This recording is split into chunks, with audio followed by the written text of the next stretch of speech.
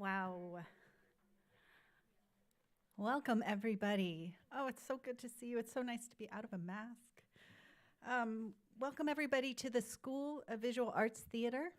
Before we start, to respect those around you, we just ask that you please refrain from doing any flash photography today.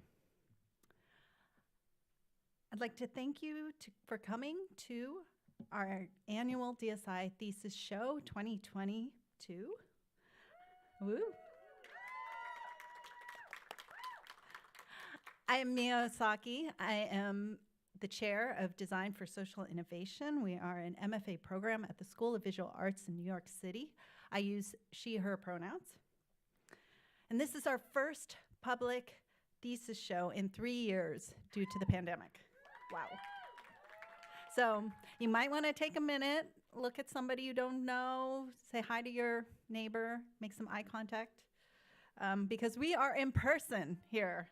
It's amazing. We are so excited to share this space, and we extend across the stage today. We also say thank you for the people joining on our live stream today. Some of you I have only met virtually, and many of those have not seen me without a mask or any of these beautiful graduating students without a mask, so there's going to be lots of smiles and lots of cheering today. The graduates are the stars of this show, but we wanted to share a little bit of our reflections and context for what we do at DSI. Our practice of care means that we start with a land acknowledgement. We recognize with honor that we are standing on the tribal land of the indigenous people of the Northeast region, the Lenape and other tribes who are here first. It's a reminder of the erasure and the displacement of Native people. We pay respect to the many tribes and their cultures, past and present, and we strive to combat genocide and dismantle colonial practices. Thank you. There's also the timeliness of this being Asian American Pacific Islander Heritage Month, as well as Mental Health Awareness Month. In the United States, there's so much more to be done than what can be shared in 1 month. Of course, we know that. But it feels so critical now more than ever. Each day changes all the time for the work that we do as social designers. It's an opportunity to learn from these stories, to share our diverse perspectives, to fight racism, to protect our dignity and our rights, to end stigma around disabilities, both invisible and visible. My own story, I'm a third-generation Japanese American. My history includes the internment and the incarceration of the Japanese people during World War II, including American-born citizens such as my parents, from 1942 to 1946. Forced from their homes, their property taken from them, families like mine had to create new communities. They had to care for each other when people didn't. Having their identities questioned, they searched for healing to ensure their future survival. These stories are important because they make the way for future pathways, for new pathways, to know what's possible when you can't really see it in front of you. At an early age, art and design was encouraged to me as a means of shaping and making sense of experiences. I was taught that creativity can offer possibility to make change, to express, to connect, to move us. Karen L. Ishizuka, in her book, Serve the People, Making Asian America in the Long 60s, points out that it's lived experience and impassioned expressions that make a movement a movement. It matters. And students come to DSI because they're passionate about doing things that matter, that make a difference in the world. It's so clear that as social designers, we also need to evolve our design practices as the world changes. As designers, we need more accountability, not to create more new things in the world, not to fill it up with shiny innovations, but when we talk about social innovation, we are talking about seeing what's not working and building upon things that are, for the health of our systems, our society, and our planet.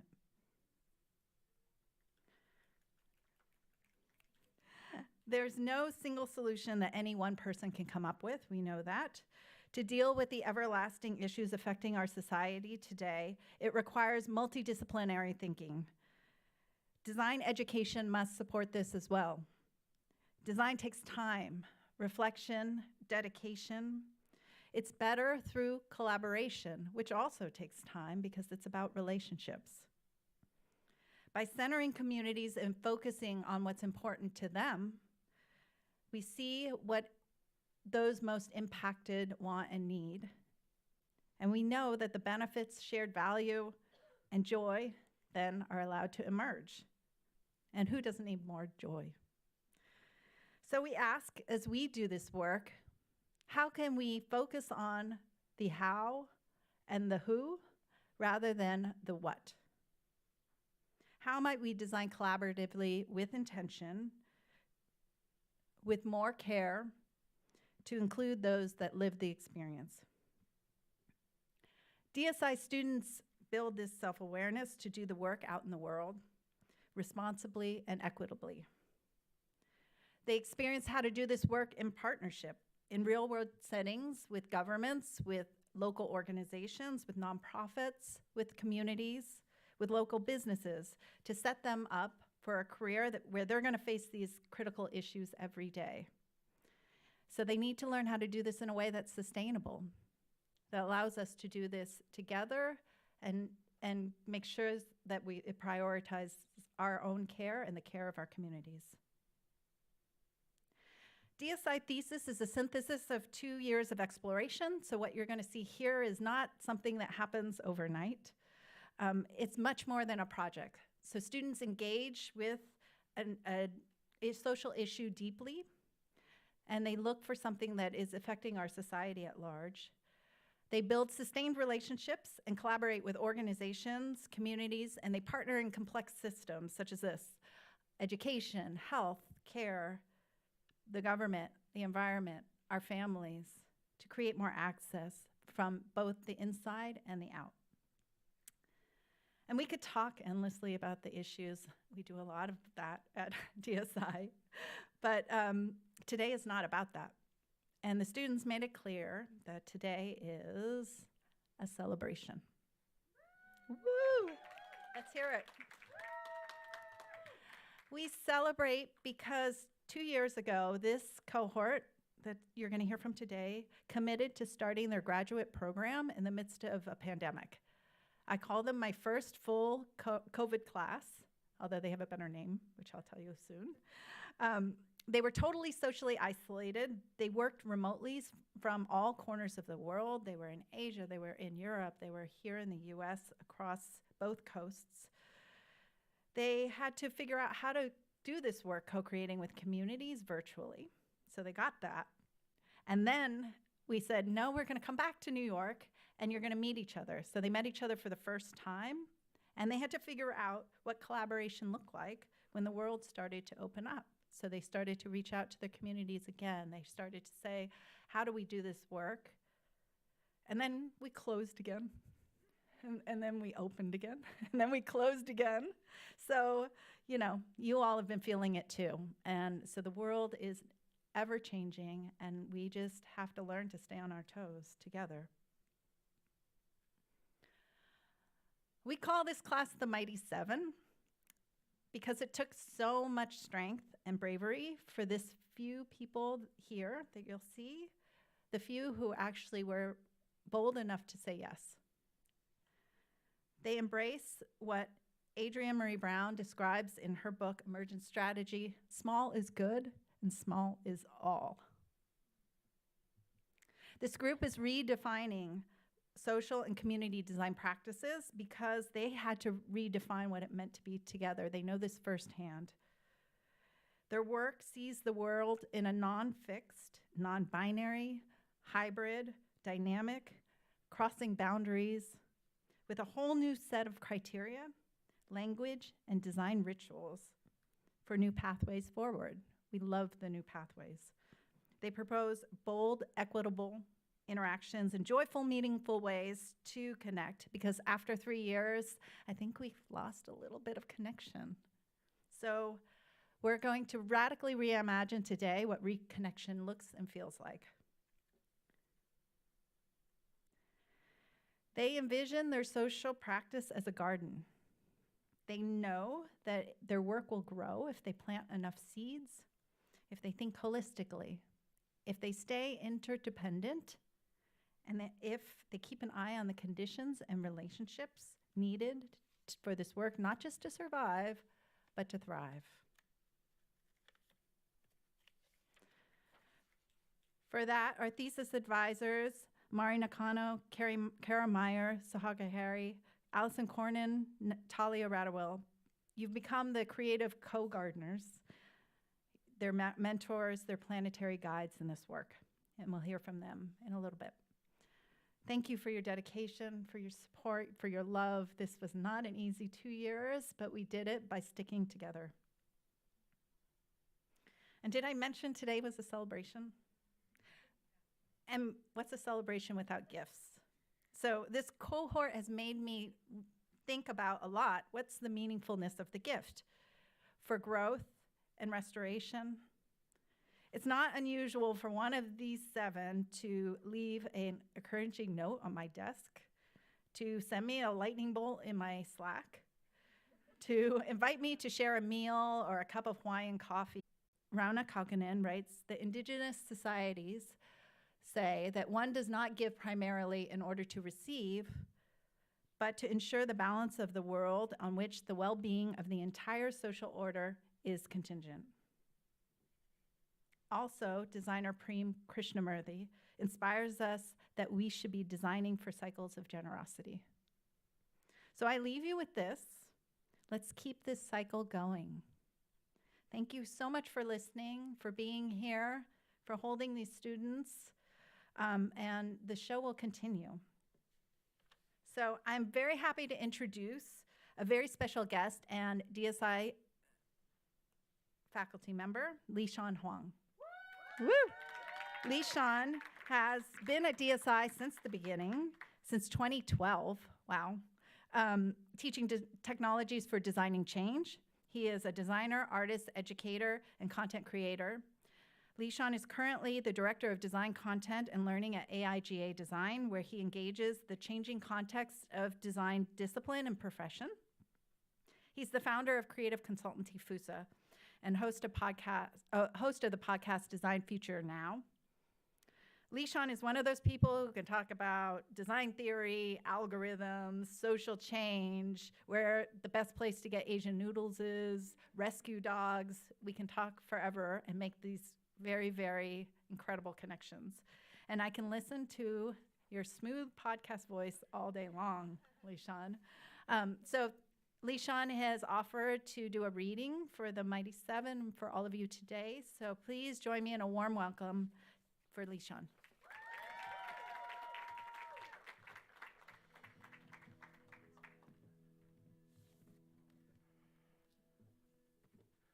All right. Love the musical cue. So, as Mia said, I'm here to do a reading. So I'm here to offer my voice as a vessel to share the words of others and the wisdom of the ages, if you will, to set the tone before our Mighty Seven do their thesis presentations today. And so the text I've chosen for us today is by Bell Hooks, 1952 to 2021. She passed last year. Bell Hooks described herself as a Black woman intellectual and revolutionary activist. In 1998, Bell Hooks published the short essay called Design a Happening Life in Lion's Roar, an online publication about Buddhist wisdom for our time. So I'd like to share that essay in its entirety with you all today. In it, she writes, and this is a preview, when life is happening, design has meaning, and every design we encounter strengthens our recognition of the value of being alive, of being able to experience joy and peace. But before I read the full essay by Bell Hooks, I'd like to reflect on a happening life. I'd like to take a brief detour and go even further back in time than 1998, which was the year I graduated from high school. last century, to many, many centuries back, because in order to really contemplate a happening life, we need to look at its polar opposite and then bring it back full circle, if you will. So, this is the gravestone of Yasujiro Ozu, one of the most important Japanese filmmakers of the 20th century. Among his filmography is Tokyo Story, considered by some critics, many critics, as one of the best films ever made, about the passage of time, of family tensions, of intergenerational conflict and reconciliation. The character on Ozu's tombstone is pronounced mu in Japanese and means nothing or nothingness. And in Buddhist thought, it also carries the meaning of the null set, neither yes nor no, none of the above, in other words. It's derived from classical Chinese, which I don't know and can't pronounce, but it's pronounced wu in modern Mandarin, or bo in Taiwanese, the heritage language of my family. And this concept of mu or wu has a long history in various strains of East Asian thought. And so it figures prominently in chapter 11 of the Tao Te Ching, which is a classical Chinese text associated with Taoism from the 4th century BCE. I'd like to share an English translation of that text with you all today. 30 spokes share a hub. The usefulness of the cart lies in the space where there is nothing. Clay is kneaded into a vessel. The usefulness of the vessel lies in the space where there is nothing. A room is created by cutting out doors and windows. The usefulness of the room lies in the space where there is nothing. Therefore, the benefit of things lies in the usefulness of nothing. Let me say that again. The usefulness of nothing. So at times, the benefit of design, what we do here, the benefit of what we pour all of our time, our talent into, our blood, sweat, and tears, is about creating space, about creating useful nothingness. So we'll circle back to this. But back to our main text today by bell hooks. I'd like to read it in its entirety for us all today, so we'll go ahead with that. All right. Design a Happening Life by bell hooks. All my life, I've been obsessed by the pleasure of design. There is no human being in the world who is not born into a happening life, who is not born with the will to endlessly design. My girlhood fantasy was to become an architect, and to this day, I wish I had kept the plans for a dream house envisioned back then. Distinguished architect Harwell Hamilton Harris described Frank Lloyd Wright's work as the revelation of architecture as art. Not the art of books or of classrooms, but the art that proceeds from the very fiber of things. An art from within, filling the imagination with a swirling stream of living images, arousing an intense desire to body them forth in living buildings, energizing their possessor with a feeling of the reality of the self, making him part of the living stream, sensitive to the aliveness of things, projecting himself unconsciously into all things, feeling the oneness and the continuity of all things, delighting in the rediscovery of his own self in these expressions, delighting in the richness and multiplicity of being of which he finds himself capable. End of quote. Back to bell hooks now. This vision of architecture evokes a world of interbeing. It is a longing to make such a world that has been mostly forsaken, as everything in our culture is subordinated to the maintenance of systems of exploitation and/or oppression to white supremacist capitalist patriarchy. Today, design has little meaning for masses of people for whom interbeing seems only a romantic dream, as they scramble to fulfill materialistic fantasies, believing, as everything teaches them to, that consuming is the only way to ecstasy. Sorrow stirs in me every time I face the myriad ways in which advanced capitalism removes the cultural conditions that would enable everyone, including the poor, to have access to learning an aesthetic appreciation of design. I learned an aesthetic appreciation from Baby, my mother's mother, who could not read or write. Design was visible in the quilts she made, both the crazy-pieced ones and those carefully constructed from patterns. Sadly, the ability to recognize beauty does not seem to be innate.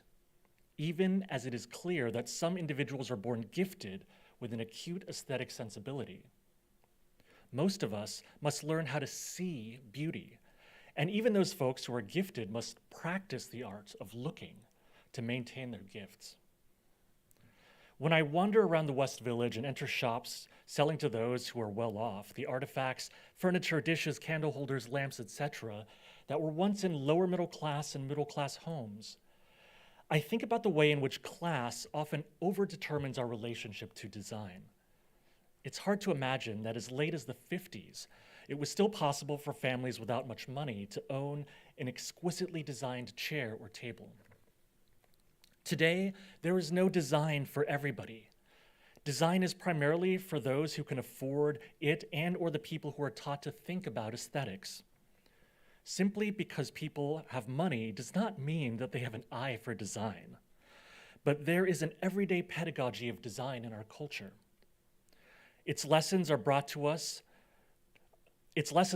those of us with class privilege to know the right magazines to look at, the right stores to go to, the best designers to hire. Many popular magazines draw a map for those who want to know where to go buy well-made, beautifully designed goods. Once again, I ponder how the artifacts that are more likely to be in poor and lower class homes these days are bereft of design and artistry, such as the cheap chairs that are not real wood, that easily fall apart from too much use. Sometimes in those high-priced stores, I see skillfully designed artifacts that were in our working class homes. We did not value them because our desiring minds were already reaching for the next materialistic status symbol. This points not to a failure on the part of the poor and working class people to invest in cultural capital, but rather to those problematic historical moments when the desire for material status alters the capacity to appreciate the value of an object. For example, growing up, we all had beautiful handmade quilts on our bed. While our grandmother saw them as objects of beauty, her children looked forward to the day when they could remove those old-fashioned quilts and replace them with store-bought blankets and comforters. However, as materially privileged consumers began to register through mass media their sense of quilts as meaningful, valuable objects, members of my family began to change their way of seeing these artifacts. The heart of the matter was not really aesthetic value, but material status. Ultimately, these cheaply made reproductions of old-style quilts do not enhance the aesthetic sensibility of those who buy them. Whether we are talking about substandard housing or tea kettles, coffee pots, and quilts, it is clear that corporate-run economics ensures that most individuals will accept the notion that status derived from conspicuous consumption is more important for individual happiness than aesthetics. In such a corrupt world, the vision of design Harwell Hamilton Harris described must struggle to have meaning. Speaking to a graduating class in the 1950s, he shared these insights, quote, "Don't let design become routine. Begin each new design with an air of excitement, with the confidence that out of it will come a wholly new thing, not a made-over one. It is a life of discovery of your own nature and discovery of the nature of the universe. It is a means by which you grow personally. I am not talking about architecture as a means of making a living. I am talking about architecture as living," end quote. Now back to bell hooks. To realize this vision, we would have to see design as shaping how we live, as having spiritual value. We would have to really live. When life is happening, design has meaning. In such a world, every design that we encounter strengthens our recognition of the value of being alive, of being able to experience joy and peace. In my life, the primary principle that has guided and sustained me as I have approached the issue of design, whether drawing up primitive blueprints for the renovation of living space, book covers, or just the way I choose to create designs for folders, has been the practice of finding delight and pleasure in that which is simple. I am a fan of the bumper sticker, which urges us to, quote, live simply so that others may simply live, unquote. Often the call to be mindful of that which is simple is misunderstood, heard only as the demand that we live without beauty or luxury, without appreciation of, quote unquote, the finer things.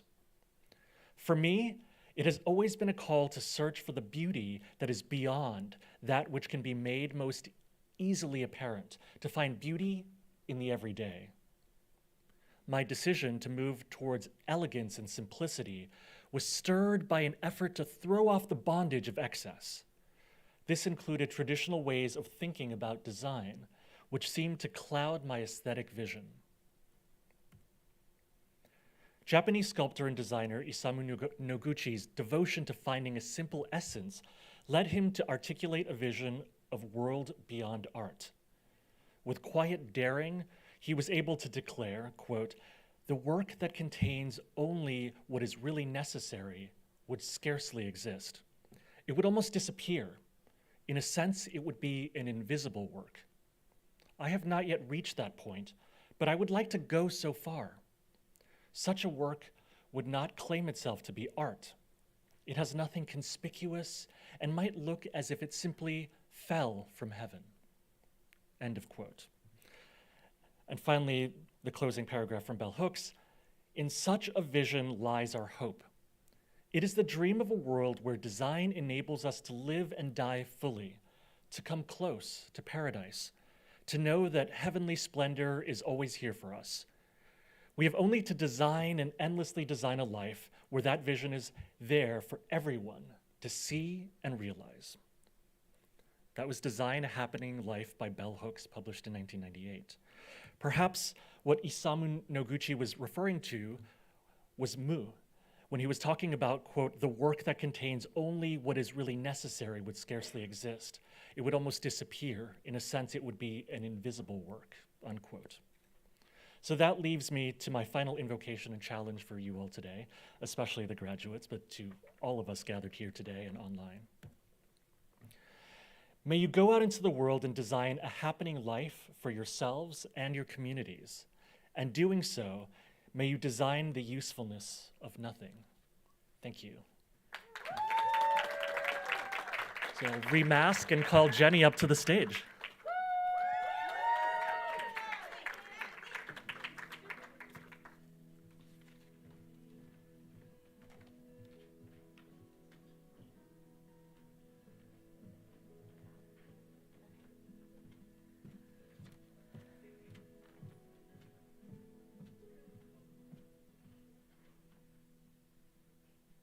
Good afternoon, everybody. My name is Jenny, and I'm one of the graduating students here today. And on behalf of the Mighty Seven, I really want to thank everyone for coming here together. And we wanted to make a statement about coming together in this moment for each other and for our collective futures. So let's celebrate our thesis show together, for without you and others, our work would sit on a shelf. So we want to break this stage and audience binary in what capacity we can by doing a little call and response. Call and response has deep roots in community organizing and also, coincidentally, classrooms. But it's important to us because it's a format that is democratic in nature and fosters dialogue. A lot of our work is a call to action to have conversations that create a collective vision together. So I invite you all to stand up with me, if you can, and we'll do this chant together.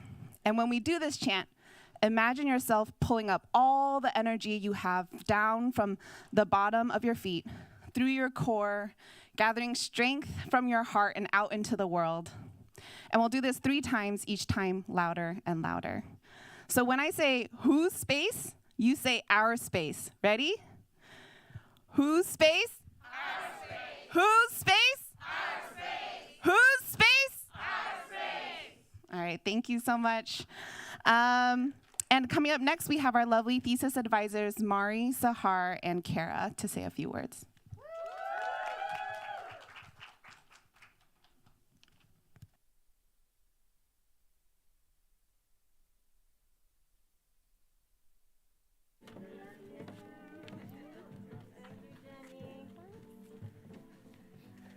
Okay, I'm nervous. I gotta take my mask off here. I brought a handkerchief because I probably will cry. So let's get prepared. Oh, and papers all over the floor. Just a second. We're just as nervous as y'all are. Yes, lots of papers. Hi everyone. My name is Mari Nakano. I use she and her pronouns.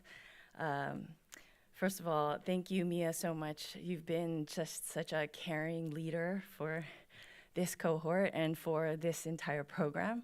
And we need to just acknowledge you as first, so let's just give you a round of applause, too. Yeah, we love you, Mia. And Lishan, thank you so much for bringing in the spirit of bell hooks into this afternoon. And thank you for your words, and yes, your smooth voice. Also, again, happy Asian American and Pacific Islander Heritage Month. I gotta take that moment to say that because I gotta say, you know, growing up and going into design school myself, there weren't many of us on stage. And to see that today is being led by so many AAPIs who are in this social change movement is such a privilege and honor, and to be part of that, I feel very thankful for. I know we also did a land acknowledgement earlier at the top of the show, but also just wanted to acknowledge again the Lenape land on which we occupy, as well as the histories and the ancestries that we all come from. I'm here today with our fellow advisors here, Kara Meyer and Zahra Bukhari. And we're here to introduce you to the Mighty Seven class of 2022.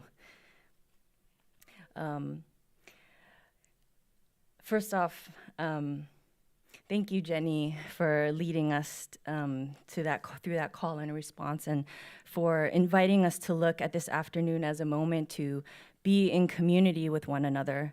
It's really important for us to reflect on the power of coming together, as well as the joy and activation togetherness can bring, especially after going through such a long period of not being able to do what we're doing today. So let's celebrate that. You know, whether it's here in the audience or here over there in YouTube land, we should really be celebrating that we're here together today. Designing for a better world doesn't happen alone. And like Jenny said, we are here today in some way because of each other and because of our collective drive to honor, protect, advocate, and be good stewards for a world that we want to live in. So let's project as much of that good energy today in this space and bring that energy as folks come on stage in a few.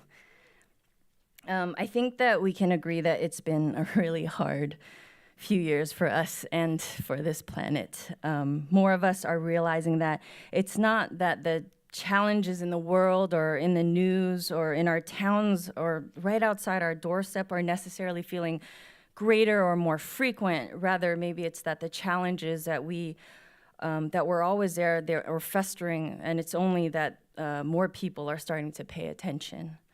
And they are starting to pay attention because there are people like these Mighty Seven who are shining light on pressing issues that are too often ignored. These students are developing ways that can bring us together to raise our voices collectively around issues that mean something to us. They are providing provocations and possibilities for real change, rooted in communities and environments that they are designing with. And you will hear more about these possibilities shortly. During our time at DSI, you were introduced to social design while boxed in Zoom rooms, operating as a cohort, isolated across different parts of the world, all during this strange and very jarring time of transition of movement and a moment that we're all in as a people on a planet. At the same time, the social design practice, like many practices, started to more deeply interrogate itself. Emergent thinking rooted in justice, social work frameworks, and care germinated quickly, and that moved us all to wonder how much more we could challenge the design practice to be better centered and holding our communities. Although our worlds were basically turned sideways and probably every other which way, and we advisors included were writhing in this environment, your cohort's drive to question the status quo and your continuous determination to refine your stories over the years, over this year, to be clearer, to be louder and prouder really punched through. Kehan is building socially responsible and transparent accountability measures for coffee shops, thinking through how a globally enjoyed beverage can really be consumed more sustainably. Mickey is giving youth opportunities to voice and visualize the change they want to see in the Department of Education. She's an educator and leader and so much more, working with students to be an influential part of reimagining and redesigning schools. Through her work with governments and community organizations, Jenny is developing tools for community-centered practitioners to incorporate a lens of care that can drive more effective change. Dori is exploring more accessible ways to center and strengthen holistic care practices through community building and resource sharing. Ruike has been a voice to one of the smartest and most natural networks under our feet, mycelium, literally like under the ground, and has been showing us how much more possibility there is in testing new ways of thinking about circular and symbiotic relationships between humans and fungi. Zahra has built a creative and poetic healing practice that embraces women in her community. And Neil is developing ways for second-generation Asian immigrants to safely unpack and heal from the weight of generational burdens. So let's pause on that for a moment, right? That's a lot. That's a lot of things for you, Mighty Seven, to be handling. We are joining these 7 individuals who have stretched themselves and the design practice, pushing us to think about new ways of healing, of learning, preserving, sustaining, and building and sharing power more equitably. Through you and your work, you are queering design and driving extraordinary change. And the opportunity to join you all in this journey has been quite a privilege. When I think of you, Mighty Seven, I think of something Grace Lee Boggs, rest in power, an influential Asian American civil rights activist and labor movement activist once said.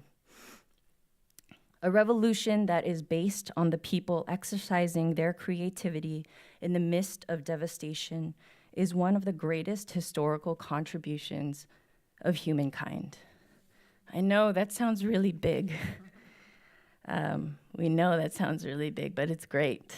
And Jenny, Ruike, Neil, Kehan, Zahra, Mickey, and Dori, we hope you can think of yourselves as one of those people exercising their creativity in the midst of the sort of devastation that we're getting out of. And find pride. Really hope you find pride in yourselves for bringing your ideas to the table with the type of care and vulnerability all communities you've represented deserve. You're bold, you're all beautiful, and you are joy. I'll pass it off to Kara.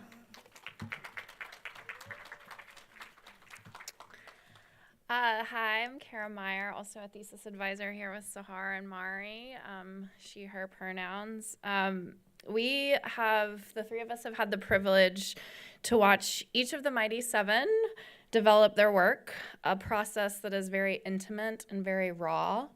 And so I want to thank you, Mighty Seven, for being vulnerable for us and allowing us to be part of your process.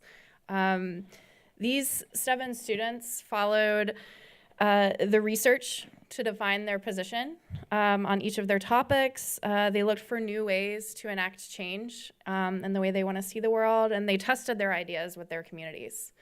Anyone who works in social impact space here, I'm sure there are many of you, knows that this is not easy work. It is not easy. It is heart-wrenching, it is tiring, sometimes it is even very, very scary. So again, thank you for letting us be part of that journey and advise you along the way. If it was easy, everyone would do it. And it's because it's hard that it's important. I want to congratulate you guys on choosing to be a social designer. No matter where you go, this is a job that you will carry. It is a job that will go with you everywhere. And it's a job that you must always carry with the empathy that you walked into DSI with. And it's our hope that you will take the learnings that you learned here and the knowledge from the program to continue that work. So congratulations. And without further ado, I would like to invite Dori Jacobson up to saunter on up here and tell us a little bit about that very powerful word that is now my favorite word.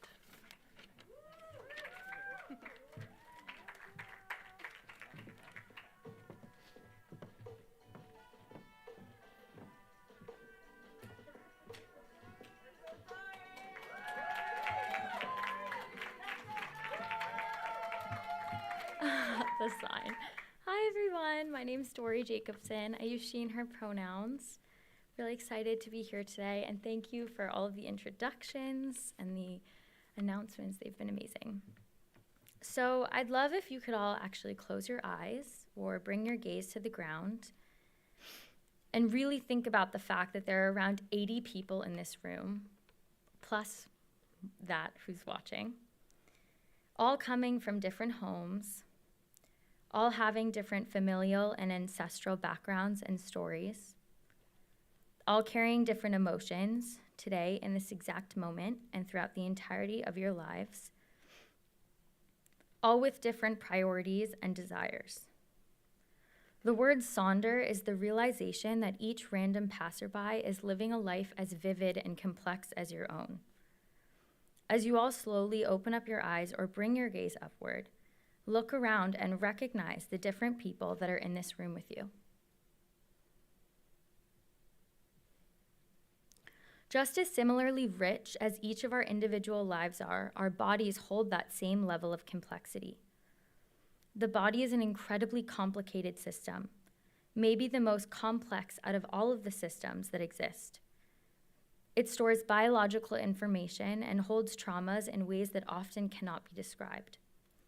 Every single entity, experience, and person we encounter impacts it, yet the way we receive care in the industrialized healthcare system does not reflect that level of complexity.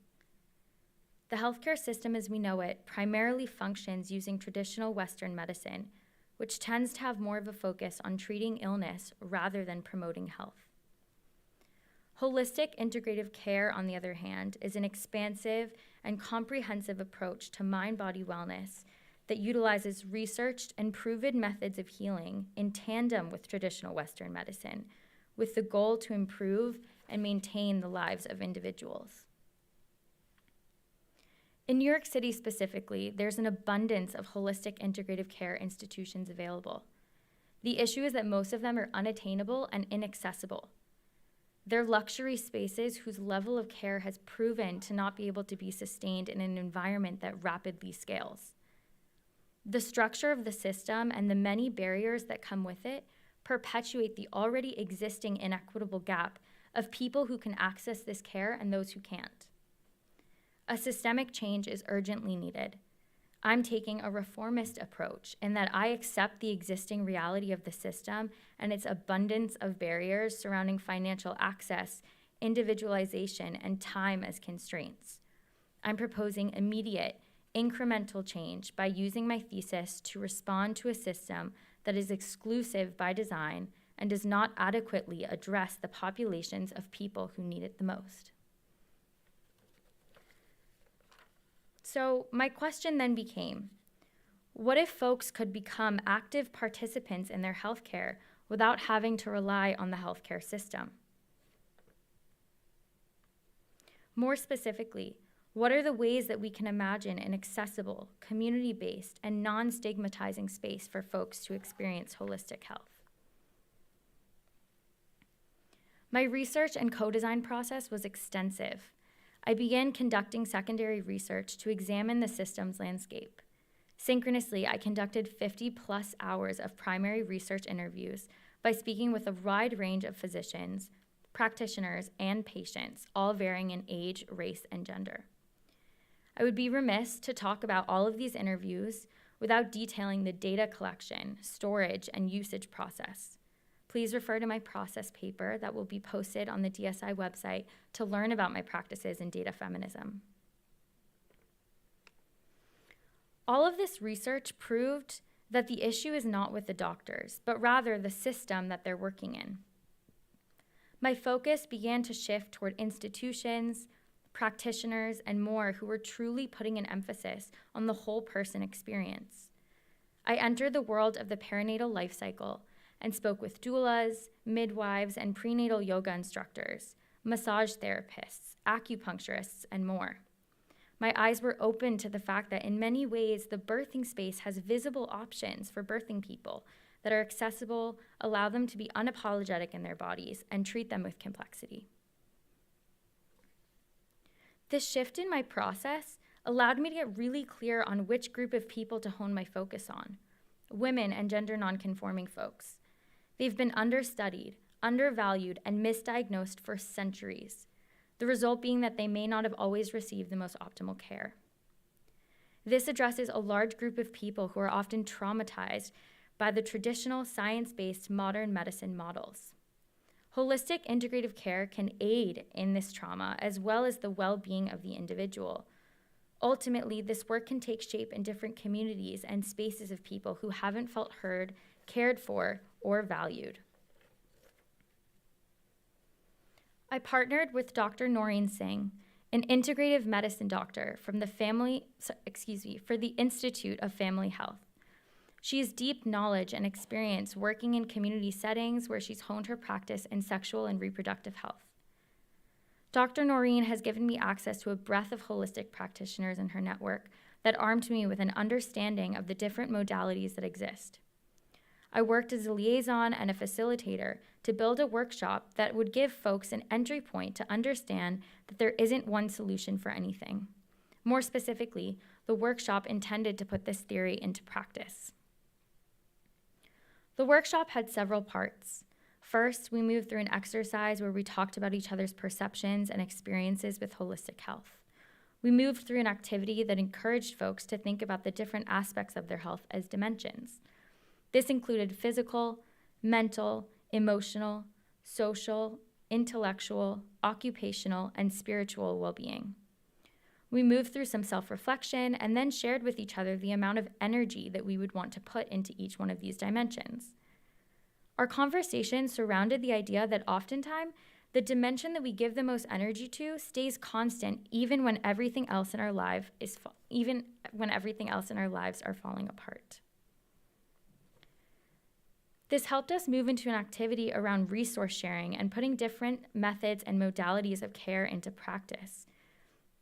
As you can see, all of these recommendations are accessible, and most of them are things that folks already do in their home every single day. This framing contextualizes that you have the power to practice holistic care at home and build resources for yourself and your community, as well as share them with physicians, practitioners, and healers in your life. I collected feedback and created a facilitation guide that anyone can use to begin a conversation around holistic health practices with their friends, family, and community. Based on surveys that evaluated the event's effectiveness in increasing knowledge and access, the workshop was successful in challenging folks' perception and definition of holistic health. It was also successful in co-creating a space for them to feel in community with one another. The intervention doesn't stop here. In fact, this is not an intervention, this is a prototype that should be tested and co-created again with a different group of people who want to practice holistic health at home and in community with others. When people share their lived experiences and interpretations of wellness in a group setting, it transitions into something really powerful for healing. Holistic health is uniquely positioned as an expansive space where these conversations can happen. Moving forward, I hope that this work serves as a stepping stone with the goal of achieving an ideal future for body complexity in medicine. That primary care physicians adopt the values, practices, and language from the integrative holistic health space and use it in tandem with the care that already exists. Knowing the language around holistic health, what it means to you, and what it looks like in practice is a core part of shifting the system.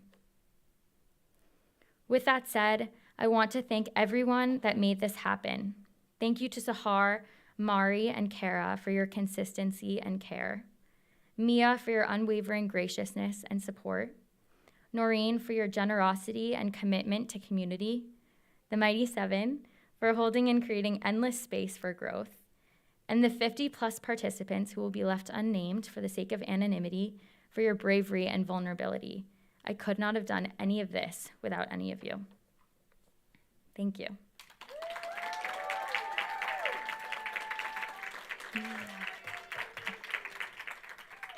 I feel really grateful to be able to pass the mic to my dear friend Zahra.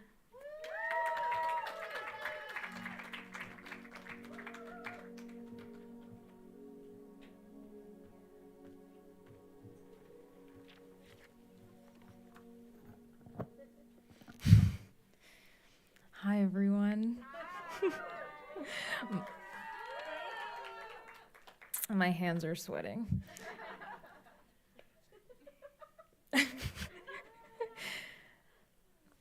As you all know, my name is Zahra, and that's also my cat. She's a part of me.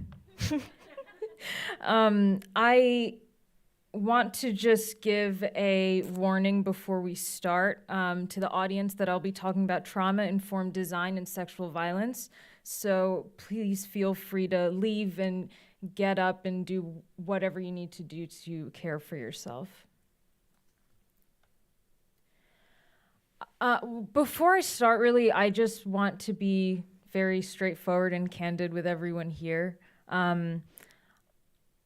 People keep coming up to me and asking if I feel excited to graduate or happy that I'm up here. And honestly, the only thing I feel right now is being burnt out.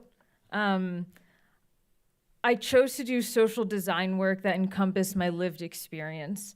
My experience around intergenerational trauma within the South Asian American community of women. I was warned by my mentors, my professors, my therapists, that the work would be hard and that I would need to be careful not to lose myself in the space of trauma, that I needed to prioritize rest.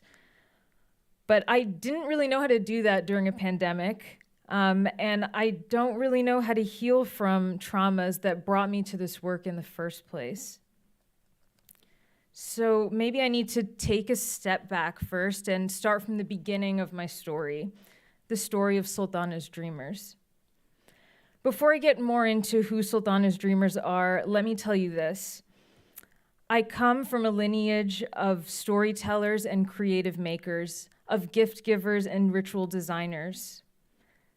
I openly accept the gift of creativity from my nani, the gift of dwelling in dreams from my mother's dada, and from my father's dadi, the gift of Kashmiri chai. For my family, Kashmiri chai was more than just a recipe, but a ritual that would close the gap between generations. My dad claims he doesn't remember much about his childhood, but he has shared with me the story of his dadi, who would wake up at 5 a.m. on hot Pakistani summers to stand in the kitchen for hours making tea for her grandson. I never got the chance to meet her, but I'd like to imagine she knew she was brewing a ritual one day that my dad and I would practice together on weekend mornings years later. I'd like to think she knew it would heal me from trauma. It wasn't until I was sexually assaulted in my sophomore year of college did I realize how deeply embedded our cultural traumas are. For a long time, I kept my assault a secret from my parents and my community. As socially conscious as they had been, there was a theme of behaviors I saw were deeply tangled in our ways of being. I had heard how the boys in my community would throw around the word rape as if it were simply a cuss word. I would witness little girls in my community be told if they didn't cover their shoulders, they would serve as a distraction to their male relatives. I would hear women be called weak if they chose to go to therapy. And as a community member, my friend Sarah shared with me that you become hyper aware of yourself as a sexual being from a young age. There was a theme in general of how our bodies and our sexuality were being controlled by everyone but ourselves. The more I kept the secret of my trauma inside, though, it began to manifest itself in the form of dissociative PTSD, major depressive disorder, and severe anxiety. It manifested itself into sleep paralysis dreams, where I was forced to exist in an underworld of horror. My sleep paralysis became so common that I was forced to begin my healing process through therapy and alongside community. I could see more clearly now that my experience was not dissimilar to many of the brown women I've grown up amongst. As I started interviewing women, I noticed that we each identified feelings of loneliness, of disconnection, and overall sadness when interacting with our cultural communities. Fighting back against harmful expectations felt hopeless when our parents and grandparents could not understand why we seemingly wanted to reject those that had worked so hard to give us a life here in America. At least 2/3 of the women I spoke to are currently or have previously sought out mental health services, which is in line with the data collected by the Asian and Pacific Islander American Health Forum, showing that a higher rate of suicide among South Asian women, that there's a higher rate of suicide among South Asian women than the general US population. From women like Ifra feeling overwhelmed by the expectation that we need to take care of everyone, to women like Asia, who told me that she feels she has to actively not express herself, our relationship to the communities that uphold these expectations and the relationship we have with ourselves becomes deeply fractured. But for the first time in my life during these conversations, I felt a sense of solidarity with these women. Even though the South Asian identity is complex, multicultural, and embedded with religious influences, our stories are woven together by the overarching need to heal ourselves and the relationship we have with our families. We wanted to understand why, even as first or second generation immigrants in America, we were continuing to consciously and subconsciously uphold harmful, misogynistic norms under the justification that we needed to preserve culture to survive. If I could delve far enough into our history to learn where these harmful practices came from, maybe we could figure out how to heal from them as well. And it'll come as no surprise to daughters of immigrants that it all starts with the violent British colonization of the Indian subcontinent. South Asian women during that time were subjected to the British implementation of a masculine economy that only allowed for some men to own land. Reclaiming power, therefore, depended on a South Asian woman's proximity to a man, such as marriage or giving birth to a son, and how she could mold her identity to fit his expectations. The need to get married, adhere to Eurocentric beauty standards, compete against other women, and be in service to the family would all become norms for South Asian women, behaviors that would get passed down for generations. On top of that, South Asian women would go on to experience tragedy after tragedy, from displacement, famine, rape, some of which would have been experienced in the near past or is currently ongoing, all remnants of colonialism. These responses to trauma would further embed in our psyches the need for South Asian women to survive through being whoever she is told to be. In the book, My Grandmother's Hands, we learn that when trauma gets compounded over time, it can begin to look like culture. These practices of controlling women's bodies, since being practiced for generations, would begin to seem like this is what South Asian culture looked like, but in reality, they were born as a response to cultural trauma. The next step now was to find out how many of these women, like me, developed personal practices of healing. In an attempt to find out, my last interview question was, what ritual or personal experience makes you feel most connected to your culture? We realized that in the common thread that weaves South Asian women closer to their mothers and grandmothers is creative expression and gathering. From brewing the chai recipes of our grandmothers, to dancing and singing, to gathering in knitting circles, South Asian women are able to explore their freedom through the language of creativity that transcends generational differences. The answers that I went through highlighted 3 overall themes of community, creative expression, and rituals. When we gather in community, we can use creative expression to design rituals for intergenerational healing. So I wondered then if we could create a communal space for women that did exactly that. In January of 2022, I reached out to 4 women who had previously been interviewed by me and expressed interest in being part of the process. Ifra, Samra, Mala, and Sonober are 4 South Asian women who have all grown up in America. All of them are in their late 20s, located on the East Coast, and share an interest in creativity, identity, and healing. From backgrounds in medicine, to writing, to design, to growing up with various religious influences and cultural practices from the South Asian subcontinent, each woman brought their expertise to the table in our discussions and in our activities. Although ideally we would have gathered in person, the pandemic forced us to meet each week for an hour from January to March over Zoom, and we used the digital platform Miro to interact with one another. But that did not alter our purpose, which is to co-design a space for creative storytelling and healing from intergenerational traumas.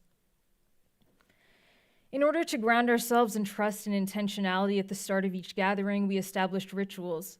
For the first 5 minutes of our meetings, we used a feelings chart to check in and name the 3 emotions we were bringing into the space. It was a strange practice for me, but a simple one that gently allowed for vulnerability and honesty to build between each other and ourselves. The next ritual was dedicated to a connection card game adapted from a game my cohort and I co-designed in a previous class. From what is the story of your name to what is something you have learned from an elder, each person was asked to answer the questions which both related to the theme of our gathering and strengthened our comfort in talking about ourselves. In crafting the agenda for each meeting, I followed my creative intuition to co-design a framework flexible for the needs of the collective. Overall, though, I knew we would start with trust building, understanding personal power and privilege, and then move into collaborative creativity. In our first gathering, we established 10 community agreements to create an environment of support, safety, and comfort where we could each hold each other accountable to our values. In the second gathering, we examined our power and positionality through identity mapping our given, chosen, and core identities to better understand ourselves and our relationships to each other. In the third gathering, we chose 3 of the identities from our maps that resonated most with us to develop fictional characters. In activating the creative functions in our brain, we were more easily able to have complex conversations around identities and personal histories. And in the fourth gathering, we celebrated each other's 100th birthdays and shared 3 wishes we've had for ourselves. Mala and Ifra each envisioned a world where our families have moved past the survival tendency, and Summer wished to be surrounded by loving, chosen, and biological families. In our 5th gathering, Ifra shared the short story Sultana's Dream by Bengali feminist pioneer Begum Ruqayya. In the story, the main character, Sultana, dreams of Ladyland, where traditional gender norms and roles observed in 1900s India are reversed. Deeply inspired by this work, the 5 of us imagined what our version of a feminist utopia like Ladyland could look like. We imagined a world where the characters we developed in earlier gatherings lived by shared values of virtue, knowledge, love, truth, and nature. It was a land where, for Sonober, elders were decision makers, but also acceptors of change. It was a land where Ifra saw a redistribution of wealth, regenerative agriculture, and where community gardens were abundant. It was a land where characters like Sumra's character Myra still suffered from anxiety, but could find solace in sharing her hardships with her grandmother. It was a world where we were in full control and we could truly be ourselves. And then in our last creative gathering, we found out that in this futuristic world, our characters each find a time capsule in their homes and open it up to realize that it's from ourselves. I asked Mala, Ifra, Summer, and Sonober that as your character's ancestor, what are some things you put into your time capsule for them to find? What rituals, objects, and behaviors would you like to pass on as ancestors? We wanted to pass on the gift of dreaming, which had been given to us by ancestors like Begum Ruqayya. We wanted to pass on the tools and abilities we co-created to build community that several of us wanted to keep coming back to each week. We wanted to pass on our vision of a feminist future. Sonober wanted to share the connection cards with her mother, and Summer even wanted to facilitate new groups of Sultana's dreamers. We wanted to pass on the legacy as dreamers of our own futures. In reimagining our futures, we are able to see and share what we're healing towards. After our final gathering at the end of March, I felt myself longing for the community we as Sultana's dreamers had built together. I had not realized that the impact of our gatherings was so deep until a couple weeks later. You see, in the middle of all of this, I joined a therapy group. And I kind of, did it because my therapist was like, I'm co-leading it. And I was like, oh, I would love to join, I guess. It's a therapy group of first-generation Arab and South Asian American women. Like I said, co-created and co-led by my therapist. And I found myself minutes leading up to the meeting that I was constantly checking my hair. I was wondering how I was going to introduce myself. I was like, am I going to look really cool? Just really overthinking it. And even as the meeting began and I was listening to all of these women share their stories, I started to regret being part of a group where we're required to share our most deepest insecurities with a group of strangers. Something was telling me I couldn't do it. And then all of a sudden, my therapist posed the question to the group, how are you feeling right now? And it was instant. It was a simple and familiar question that instantly catapulted me into the reality of my situation. The distrust and skepticism I had automatically defaulted to was exactly the intergenerational trauma I had been actively working to abolish. I was reminded of our feelings ritual that I was so hesitant to even bring into the space from Sultana's Dreamers, and like muscle memory, I remembered that to expect trust, you have to give trust. True, I designed the mirror board, I facilitated our gatherings, but at the end of the day, Ifra, Mala, Sumra, and Sonober designed the intervention. They designed the tools and the methodology by embodying the vulnerability it takes to build community. What we had designed as Sultana's Dreamers was not a product, but a learned behavior of healing in spaces of discomfort. So I guess after all of this, I do know how to heal from this. Generations of South Asian women have gifted healing and storytelling rituals to me, from my grandmother to my great-grandmother's Kashmiri chai, to each of the women who put their trust in me to share their stories. The purpose of my thesis is not to illuminate white America. It is not a plea to be centered in the narrative of activist academia, nor is it for the sake of creating a product to market intergenerational healing as a linear and established solution. My thesis is a story of how shifting and sharing power amongst each other can decolonize healing spaces. My thesis is for you, for the daughters of immigrants living in America whose lives have been dictated by those around us and who have been searching for belonging in a community of people who look like them. My thesis is for Sahar, for Mia, for Jennifer, the first mentors I've ever had who could offer enlightening wisdom since they truly understood my perspective. It's for my therapist and my therapy group who guided me through unlearning harmful ways of being. It's for my parents and my grandparents and ancestors whose work of intergenerational healing from traumas have given me the opportunity to present this work to you today.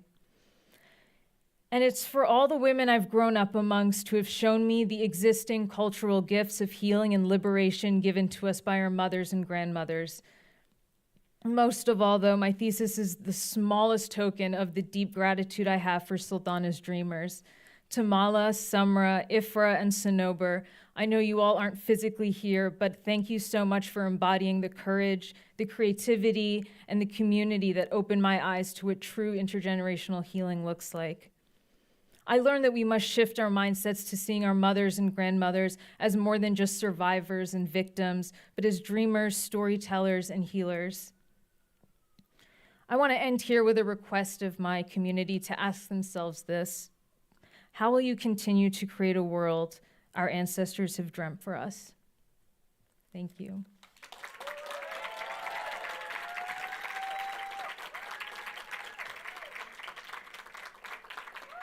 And I'd like to introduce Ruike to come up to the stage.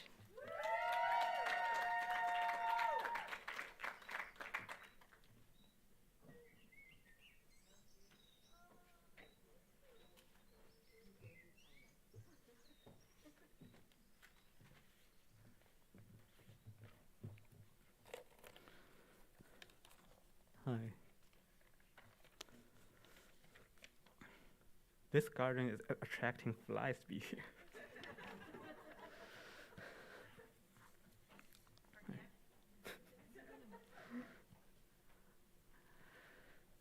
Hi, I'm Ruike. I'm from DSI.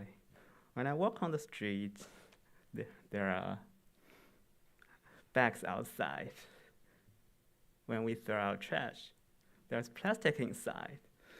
So where does it go after we say goodbye? This being discarded, we are all gonna cry. On the package, there might be a recycle sign, but look carefully if there's a number to find. These are ID codes, not recycle signs. Sometimes the signages will lie. 90% of plastic waste is going to the landfill side. They're broken into small pieces, then plastic can fly. We are breathing them in, then our lungs gonna fight. They're in our blood. Microplastic in human has been identified. Our blood is moving, microplastic rise inside. Each year, 8 tons are going to the ocean side, eaten by the fish, affecting water and lives. Other creatures, they are suffering too. They can't tell that this is actually not food. Even when we grab a bite, we ingest some polyvinyl chloride. Imagine every week we have a credit card diet. Plastic is everywhere. There's nowhere to hide it. It all started from this billiard ball guy. He made the first polymer in 1869. Since then, plastic went on the rise. They are unusable entropy for all Earth lives. Imagine the mass in a room and the resources it occupies. That's just not good. So what are we gonna do? Single-use packaging is the biggest one that pollutes. But new materials are being discovered by people who are making things out of edible food, such as pasta straws and starch spoon, and even a pair of apple leather shoes. Luckily, I met people who do social good too. And SVA has resources that can renew. They are designed by nature for me and you. So, what did I do? Here, I'm looking at mycelium, which is the mushroom root. They grow on agricultural waste and reduce our wasted food. They have their own ideas for growth, which is a growing community that heals our world. And as designers, we can't always control the nature, but we must listen too. In order for this interspecies design team to work, let's make friends and build a relationship. With these interspecies design team, there are billions of them. We are just one part of the nature circle. But right now, we put ourselves at the center of the ecosystem, creating something called waste. As a result, they are everywhere, and it's going to nowhere. But mycelium is part of the ecological circulatory system. Which one is more sustainable for us to choose? Well, the plastic created by humans is harming the ecosystem, yet mycelium has the potential ability to heal nature after. As we say, no single egg can stay intact in a fallen nest. No single species can thrive in a collapsed ecosystem. In order for humans to survive in long term, we need to keep the ecosystem healthy. Sustain the nature, not the plastic. Design symbiotically.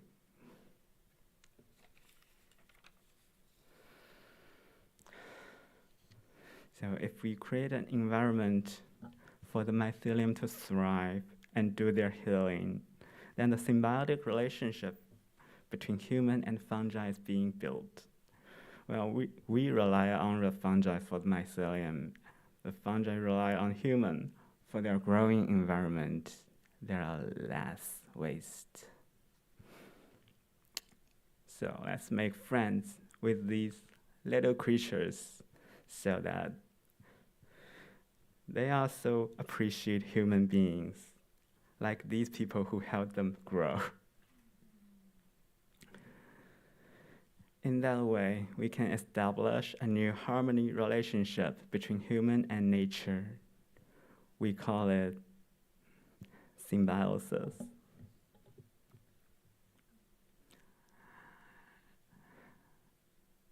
If you want to learn more, go that way.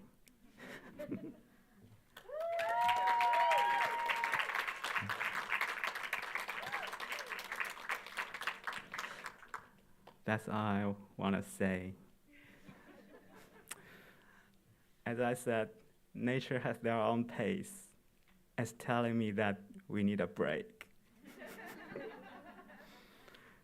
So come back in 10 minutes. Don't be late.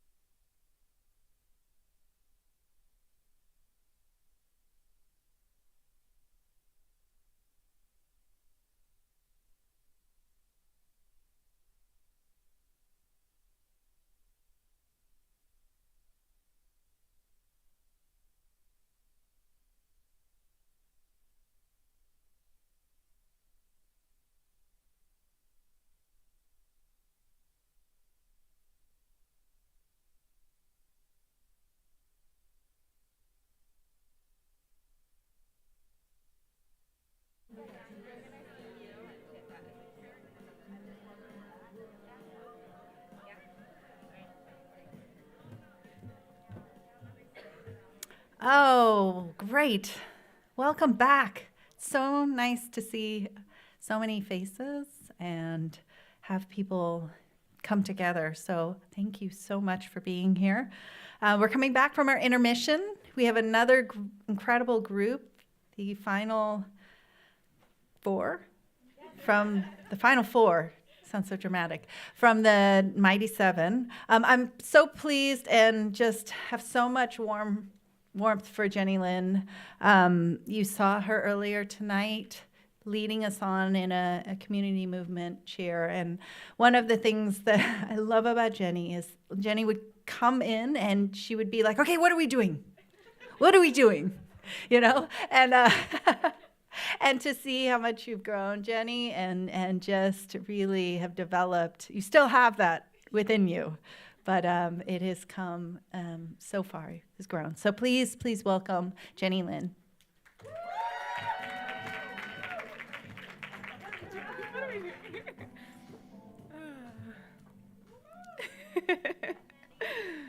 Hi, everyone. It's good to be here with you all. As you know, my name is Jenny Lynn, Jenny Winjoy Lynn to be specific, and I use she, her pronouns. And to start, I have a question for you. Oh, and this is my thesis. What if I told you you had to go to the DMV tomorrow? Nobody's having fun right now, right? Everybody knows about the DMV. Long lines to get in from the outside, long lines to wait once you're inside. And when can you ever find parking in a DMV parking lot? And this is just one example of the many ways people interact with government. Most people, when they interact with government, don't have a pleasant time. A lot of our interactions have undertones of frustration, fear, and confusion. The experience gets even more complicated when you don't fit the quote-unquote happy path of American identity. What if you forgot about a traffic ticket that you couldn't afford to pay, but had to renew a license for your job only to get arrested? Or what if you were a gender-questioning youth applying for your first driver's license, and you would have to select an identity that would basically out yourself to the world? The truth is, our experiences in government are layered by various aspects of who we are and what our situation is. So how would the DMV experience change when designed with more care? And so today I want to talk to you about design power and how designers need to build power literacy, healing, and personal connection into their work today. Because at this point, I feel like it's easy to think that government doesn't care about us. And I won't lie, I feel like this a lot, especially when we hear news about our abortion rights, labor rights, LGBTQIA rights, Black and Indigenous people of color rights. The list could go on. But one thing I've learned in my past 2 years is that government is full of individuals who really do care. I learned that quality services does matter in society when policy fails, and that services can be the point of care to those who are vulnerable so that they don't fall through the cracks. Services has the power to transform an abstract policy into something tangible where people can feel seen, understood, and respected. So how do we get there, and what do we need to overcome? According to the Next 100 article, Disconnected and Skeptical, 1 in 4 young adults don't trust the federal government today, nor do they feel like a full citizen in this country. Quote, people of color and individuals from low-income households bear the brunt of policy choices, but it also matters who's making those choices. And the undeniable truth is that those who make our policy choices are disproportionately white, male, and wealthy. It is clear we need a diversity of voices in order to build a system of trust. And so apart from voting them into office, how do we get more diverse people in the room? And it's actually an interesting time to be a designer in government right now because of the recently released President's Management Agenda known as the PMA.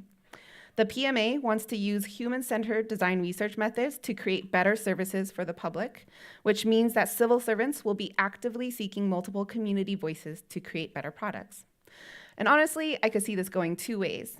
The first way, it could go great, and we would get our driver's license as fast and as easy as it takes to get a Jamba Juice. The second way is not so tasty.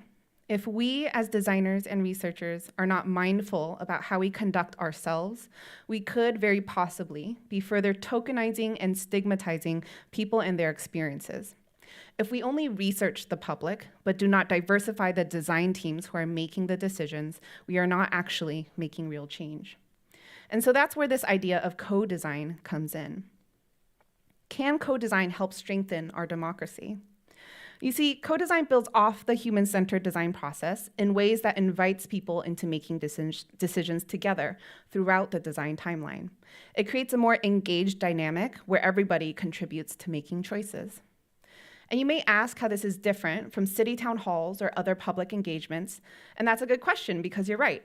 Government has been trying to involve public voice in many of their systems today. But co-design seeks to share power starting from the beginning strategy phases rather than at the end. And designers today have a unique opportunity to choose processes that allow these voices to be incorporated with power. This is an especially important question when contentions may be high and social change is being demanded from the people in powerful positions.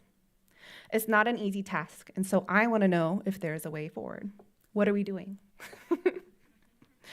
And so in true designer fashion, I turn a can we question into a how might we question. So how might we use co-design to create a stronger democracy? Now I know this is a huge question that won't be answered in a single thesis, but today I'll lead you through 3 different experiments during my time here at DSI. The first is building a collective framework where I worked with NYC Service Design Studio to look at what co-design means and looks like to their team. The second is in personal practice, where I investigate how designers can understand their own power and privilege in a community space. And the last is in healing experiments, where I invite the possibilities for art therapy to make a healing impact. So first, we have the collective framework. My main partner for my thesis was NYC Service Design Studio, who sits under the Mayor's Office for Economic Opportunity. The Mayor's Office focuses on helping the city apply evidence and innovation to reduce poverty and increase equity. Service Design Studio's approach begins by trying to understand the needs of the people who use and oversee public services and designing the services to meet those needs. Service Design Studio has a wide variety of offerings free and accessible to New York City agencies, both in building capacity and doing the work. Many NYC agencies, such as the New York Department of Education or Administration for Child Services, just to name a few, partner with the studio to improve their current programmatic and operational design. As part of building capacity, the studio is hoping to enrich their current tools and tactics to include community-centered design this year, which is a public resource for anyone interested in co-design in government spaces. They're also doing community work now by piloting innovative co-design practices through their Design by Community Fellowship, which provides community-based organizations and leaders with financial and design support from the design team. What was special about this year was that their team had grown and they onboarded 5 new people to create a total of 7. And as a whole new team with various backgrounds, it felt important to slow down and create a collective definition around what community-centered meant. To do this, I worked with the team to build a workshop series from January to April. 3 of the workshops were facilitated by Abigail, a new team member who helped build a lot of the internal vision and alignment, and the other 2 were facilitated by myself, looking at collective framing and ideating for community-centered design. And what was great about these workshops was that it allowed conversations that pulled from their own long history and experiences of working with communities to create a collective vision together. Additions into the tools and tactics resource looked like learning from advocacy organizations, understanding how to meet community where they're at, and building caring conversation conventions. The series of workshops helped build momentum towards their new tools and tactics website launch, which includes many of these frameworks, and they're currently working on the changes. So get ready for their launch this year, and stay tuned. The second part of my project focuses on personal practice. I'm inspired by this quote from the book, "The Relationship is the Project," which states, "The ability to identify and address inequities within a whole person framework is what defines intersectional community-engaged practice." In order for co-design to work, we as designers have to be able to understand how the entire person exists in the context of society. And in order to engage community, we have to understand how inequity shows up in our relationships and personal practice with community members. My work is deeply informed by feminist scholar Kimberly Crenshaw, who wrote about intersectionality in the 1990s. Her work understood the different levels of power and privilege, and that we are all many different identities at once. None of us are a single-layered individual. This chart here is a visualization of the different levels of power and privilege in society. For example, I, Jenny Lin, am a citizen in this country, and as a citizen, I have more privilege and therefore more power than those who are documented or undocumented. This is evident by my ability to move freely across the country without worry of persecution. I wanted to create an exercise that allowed for us as designers to understand how this impacts our relationships who may have different levels of power and privilege. So I created the Centering Community Wheel, which flips the script and puts community at the center instead. The goal here is to outline the different community identities across these categories of education, ability, access to technology, etc., and then map ourselves as a design team in relation. The aim is to uplift community voice and create a conversation piece within the design team to highlight what they know and what they don't know, and how they may find opportunities to bring people in with lived experience and identify inequities that exist today so we can create equity in the relationship. On top of trying this with Service Design Studio, I conducted one workshop with Las Fotos Project, an LA-based nonprofit who builds youth voice through artistic self-expression, community, and career development. I also worked with 6 designers and civil servants to walk through this activity. The feedback for this process was overall extremely positive. Participants thought it was a great reflection exercise that mapped potential directions, saw the opportunity to have a wider team discussion, and help their team think deeper about this topic. One participant even said, "Sometimes you think you're doing the work, but then you realize you're not." With their help, I was able to refine this worksheet to build for different team scenarios, dive deeper into reflection questions, and understand how I could facilitate across knowledge gaps. And for my third experiment, I like to start with this quote by Adrienne Marie Brown. "Almost nothing can happen in a large group without trust." In order for us to co-design together, we have to trust each other. And in order to trust, we have to be able to address the harm, trauma, and conflict we feel either in ourselves, as a team, or in community. And that's why this last experiment is about healing.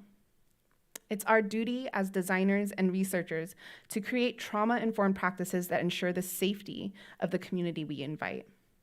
We also have to be aware of our own traumas and triggers as they inevitably color the world and how we see it. I was really curious about utilizing art therapy as a healing activity. And the reason is because I found it so compelling was because of its relationship to design. To make something invisible visible, and working with our hands to surface long-held beliefs and attitudes that we may not have the words for yet. I invited the Art Therapy Project, a nonprofit that provides art therapy to youth and adults, to conduct a workshop with Service Design Studio for a 101 and talk about its potential for co-design, collaboration, and team wellness. I also invited the SVA Art Therapy Program to work with fellow DSI students to investigate how we as designers might benefit from a partnership when working with communities. I believe that art therapy can aid design research because of how it helps to process memories. For example, art therapy activates a different part of the brain that allows people to revisit rather than relive their experiences.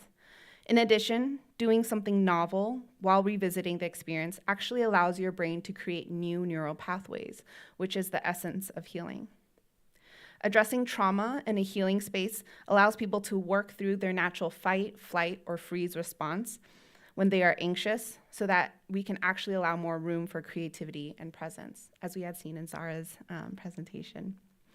And all of this adds up to a sense of safety and belonging, which is critical to the success of any group project. 80% of DSI students mentioned that they believed art therapy could help build a trauma-responsive framework, and Service Design Studio is also currently looking at potential opportunities to partner with the Art Therapy Project today, which is a huge win. What I learned through each of these experiments is that who we are in the work matters, How we engage with others and show up matters, and what we do with our privilege matters. Which brings me to my final intervention, yes and, a personal practice in community-centered design.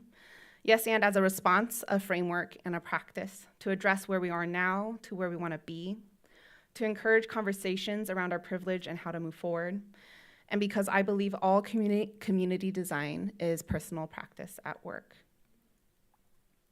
My final yes and reflection worksheet will be hosted on yesand.design, where I will make this resource available for the public. Because in the end, it's about including design teams and community members more deeply in the process and recognizing our positionality in order to create equity. As it stands now, it's too easily ignored and dismissed. Social justice movements have long held an intersectional lens as a core part of their work, and these elements are missing in government today. And I know this work is important because people are expressing the need for these conversations now. My hope is that we're able to come together and understand how the personal relates to community, how we can turn frustration into trust, harm into healing, and turn today into a better tomorrow. And I believe all of these are ingredients we need for a stronger democracy. Thank you.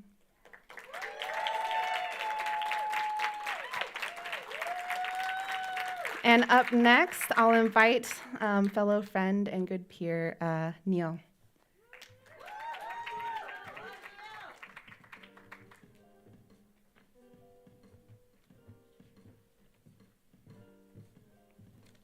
Hi everyone, I'm Neil.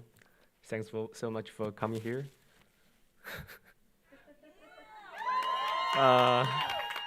Thank you, appreciate. My project is about the second generation of Asian American and Pacific Islander immigrants. So today at first, I'm going to tell you a story. This girl was one of my interviewees from the community. Her Chinese name is Qing, means sunshine. Her parents want her to have a happy life just like the sun. She was born in Pennsylvania. Her parents are the first generational immigrants from Taiwan. They came to the US to pursue their graduate degree back in the middle 80s. After that, they chose to stay because they saw their children will have a US citizenship, and their first language will be English, which is the most widely used language in the world.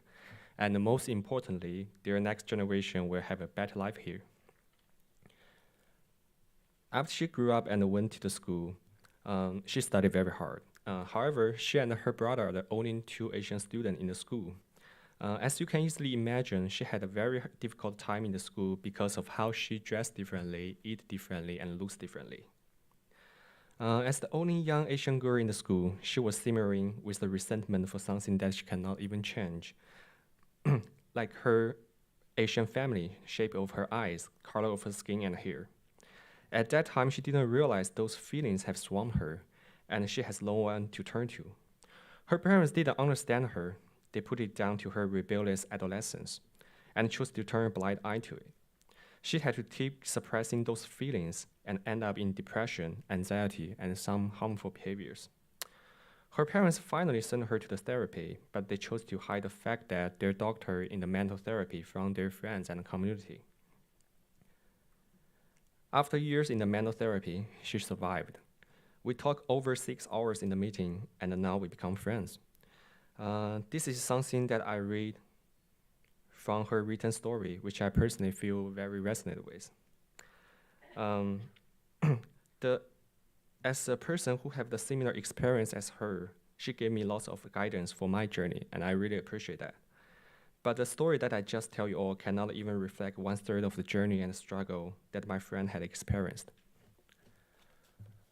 Qing is one of the 1,000 children who have the mental health challenges from the AAPI immigrant families. 6.1% of US population identifies as Asian American or Pacific Islander. But 15% of them reported having mental illness in the past years, which means over 2.9 million people who facing the mental challenges. And the major depressive episode increased nearly to 5% in the age 26 to 49. However, AAPI are the racial group that least likely to seek for the mental health service, which are the 3 times less likely than a white group. At the beginning of my research, I tried to seek out the factor that prevent children of AAPI immigrants from looking for the mental health support and sharing emotions and feelings. I've talked with over 10 young adults from the AAPI community. When I'm talking with them one-on-one, I was like, oh my God, me too. You are just reading my mind. But I never said out loud that I've been through it. I found out that those factors and challenges are mainly comes from the perspective of Asian culture, family, and society. In the Asian culture context, talking about feelings is a sign of weakness, and which is against the value of independencies. And our Asian parents have been telling us that they work so hard and sacrifice so much to provide a better life for us, which is true, but we can never let them down. And the model minority, the foreigner stereotype, and also with the increasing number of racism and the Asian hate crime these years, brings lots of pressure to the people of AAPI community. On top of that, those factors causes a problem of a lack of awareness and no access of sharing within the community.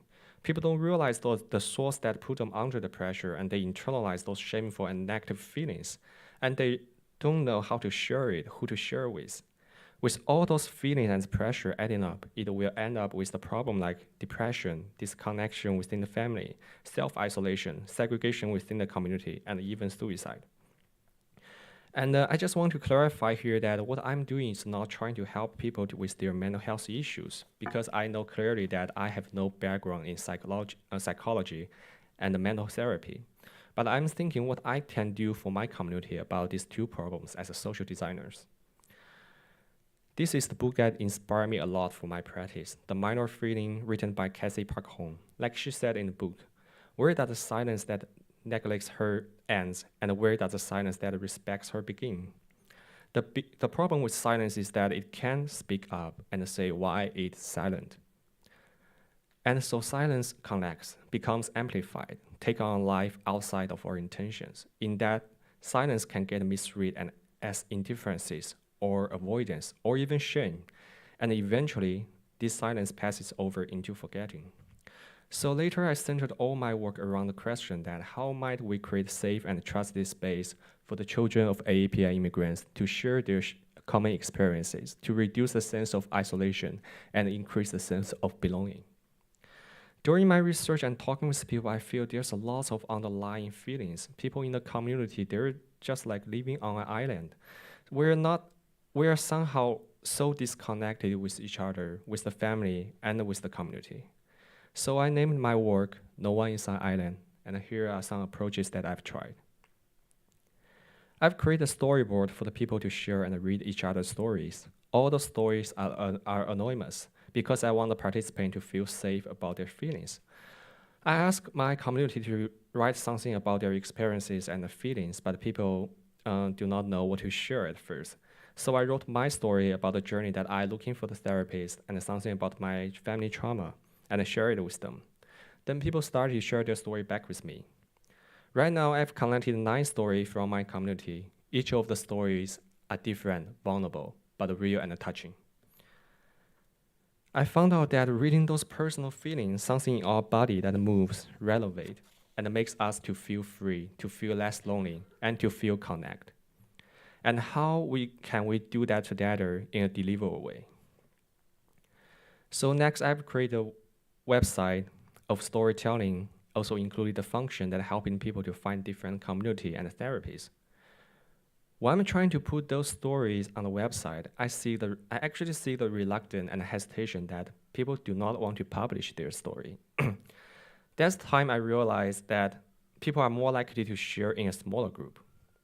The topic of story is not matter. What matters is sharing with who. Website is just a base, and an anonymous story is not safe enough for a vulnerable space like this. Even though those stories are anonymous, but the feelings are still private and personal. So next, I pivoted all my work to a social media app. This is the app that is an audio-based app that allows people everywhere to talk, to tell the story, to find a community, to deepen the friendship, and meet with people who have the shared experiences. The user can jump in and out of different channels on different topics. However, you can only join the private group by invitation, and you need the permission of other members in the groups.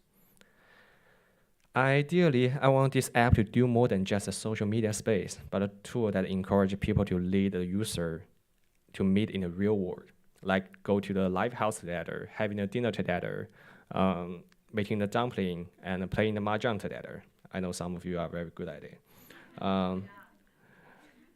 Here are the 2 workshops that I have done with the senior AAPI immigrants and the second generation immigrants. Both of the workshop brings me lots of insight. The one on the left is the workshop that I'm with 7 AAPI senior immigrants. The thing that really shocked me is that they are actually the second generation immigrants. They have never come to the US in the past of their life. They do not have any friends here. The only English they can say is hello. But they came here to look after their grandchildren even though they are over 70 or 80 years old.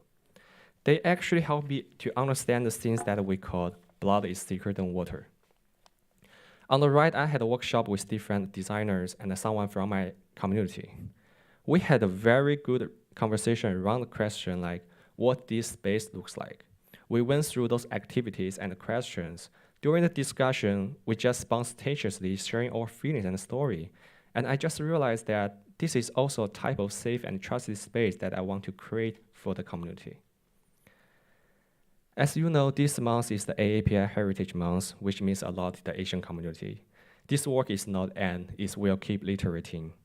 And I also see myself is growing with this work. When I'm talking with people from the community, I actually see myself as a container of their emotional stories and feelings. I hope this work will also become a type of a container and a bridge of the underlying stories and the feelings of the AAPI community. As a person who also faced the mental health challenges, I was so reluctant to start this work because I know I have to face something that I've been struggling with for years, and I was not sure I can handle it. But as a journalist and a social designer, it is also important for me to reveal the underlying stories and the feelings. Later, I think this is the work that I could not to do because the work is full of lonely people who are afraid to make the first move. When I was talking with the community, when we're sharing the feeling with others, it really forced me to be vulnerable with myself and with my family story. I think this is work that telling people that, hey, we have a space of pain, and we're not alone in that. And that is the bonds. And together, we will break the shame that we all feel struggle. At the last, I want to thank my advisor, Mary and Mia. Thanks for guiding me through this year, and sorry for the headache that I gave you two in the early stage. And thanks my friend for giving me the honor to share her story with you all and giving me the advices for my journey. And thanks Jenny, Mickey, Zahra, Dori, Ruike, Kehan, the Mighty Seven for all the support and care. Thanks my community, I could have never done this without you all. I think this is also what I want to show in my work, that the thing we call connection. No one is an island, everyone is here. Thank you so much. And for Ganesh, I would pass it over to my friend Kehan.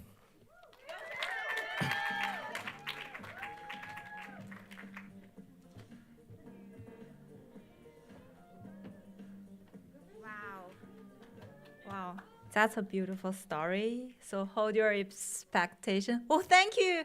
Hi. Hold your expectation. I'm just here to have fun and enjoy my graduation. So before we get started, could everyone play a raise your hand game with me? Raise your hand if the answer is yes. And so how many of you love to drink coffee? Oh, great, I have company. So how many of you get coffee from the coffee shop today? Okay, a lot of you. And then how many of you care about sustainability? Great. And raise your hand if you know at least one eco-friendly cafe in New York. Wow, okay. And then raise your hand if you know what eco-friendly cafe means. Okay, and then raise your hand if you think that eco-friendly means zero waste. Okay, thanks. So, hi, my name is Zhang Kehan, or Kehan Zhang. So I'm a crazy coffee lover, and I visit like more than 100 of the coffee shops all over the world. So when I first came to New York, I was infected by the city's creativity, its culturally diverse, and the large number of cafes here in the city that never sleep. So I love New York, and I also care about being eco-friendly. But meantime, what also amazed me is this spectacle on the street of the New York. So you can say like everyday NYC cafes result more than 600,000 paper cup use. So I was curious and frustrated that my love of the coffee is a source of so much environmental pollution. So I started researching New York eco-friendly coffee shop. Like you guys who just raised your hand, I thought like eco-friendly is about like zero waste, compostable cups and recycling and so on. And then after I researched eco-friendly coffee shop in New York, I discovered that the coffee shop owner knows that even its compostable cup, they are only partially recycled. So the issue is bigger than I imagined. So what else they can do? In my research, I met some really, really smart coffee shop owner who take a more holistic approach to run an eco-friendly cafe. And for them, eco-friendly equals to those small and weight details, like not using the paper manuals or buying things in bulk, and guide your customer to recycled. And then it also means using the recycled furniture over there, and also making community announcements. And value fair worker practice, and then buying food from the local organic farm. So you can say that the eco-friendly coffee shop have something beyond zero waste, and they're designing an eco-coffee culture experience. So I also learned from this process that there is no go-to existing criteria for eco-friendly coffee shop. So they are figuring out by themselves, and everyone achieves sustainability pretty differently. So they are rich in detail, but their practices are not systematic or shared. So what if the cafe gathers their ideas to build the standards? So can cafe develop and expand their sustainable visions? And according to my research, most people like you guys who just raise your hands tend to support an option when they know it is sustainable. They just need to know how sustainable it is. To answer that question and to explore how, so I called in sustainable expert and practitioner to describe what they were doing. And over a month of collaboration, we discovered 5 catalogs of criteria. So now it includes sustainable procurement, energy management, staff awareness, and also waste control and customer education to this e-cafe equation. So the e-cafe is considered the moment that the coffee bean is planted to when the coffee cup is discarded. Great, now I'm ready to share this new information with the NYC coffee shop owner. So the first thing I made is a sustainable criteria checklist. So this list is a summary of 5 e-cafe criteria, so cafe can check if they're doing those activities. And next thing I made is a NYC Sustainable Cafe Practice Guidebook.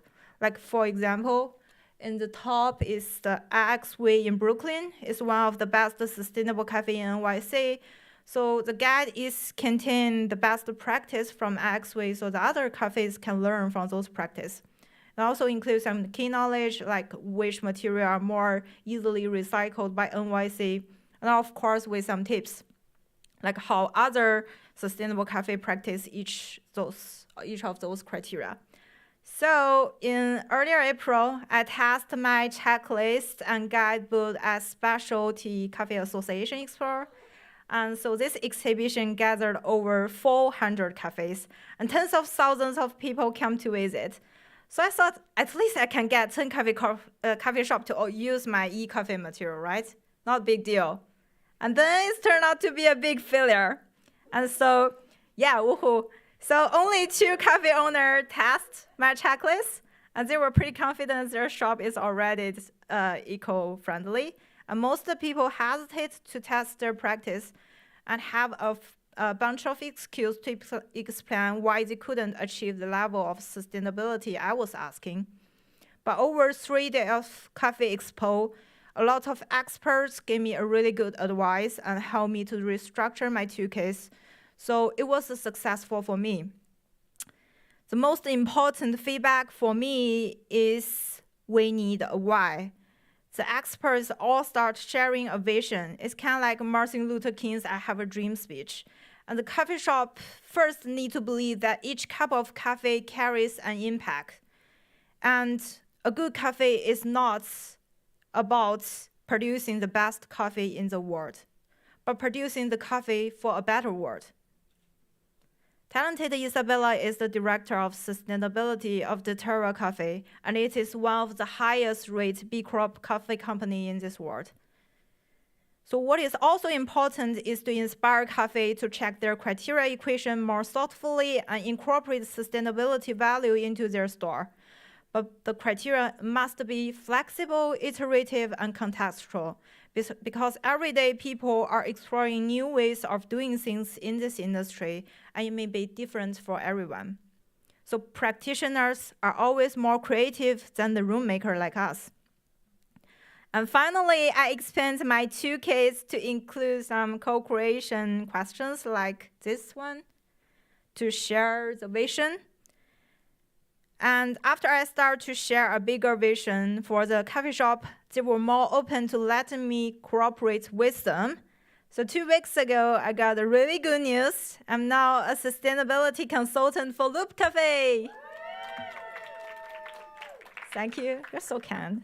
So during the meeting, we discussed the vision and the meaning of sustainability and what is like specifically for the, okay, which one? Okay, so what is specifically means for the Loop Cafe. So for Loop Cafe, the coffee equation will look like this. It includes, of course, sustainability, but more important, how the sustainability shape their branding, shape their way to tell the story, and how sustainability can help them to save some money, and so on. So my next step is to help Loop Cafe to explore sustainability in their shop further, and also to shape the coffee industry. An e-cafe is a dynamic equation, so I can design a space where coffee lovers like you and practitioners and experts can exchange vision and add new dimensions to this criteria. So the eco-friendly criteria has been redefined every day. The key is to integrate sustainability into the vision and the branding to increase the value of the store. The coffee shop can explore their own definition, and there is always a step that the coffee shop can take right away. So it is important we commit to collaborating and exploring rather than thinking our power is too small to start. So dear audience, if you want to join us, I have created a map located 32 eco-friendly coffee shop in New York. It's based on the criteria I have created with my community. So I highly encourage you to go there and support them. Or you can send the e-version of my handbook to your favorite coffee shop to encourage them to join us. And now raise your hand if you want to join the e-cafe culture. Woo! Thank you!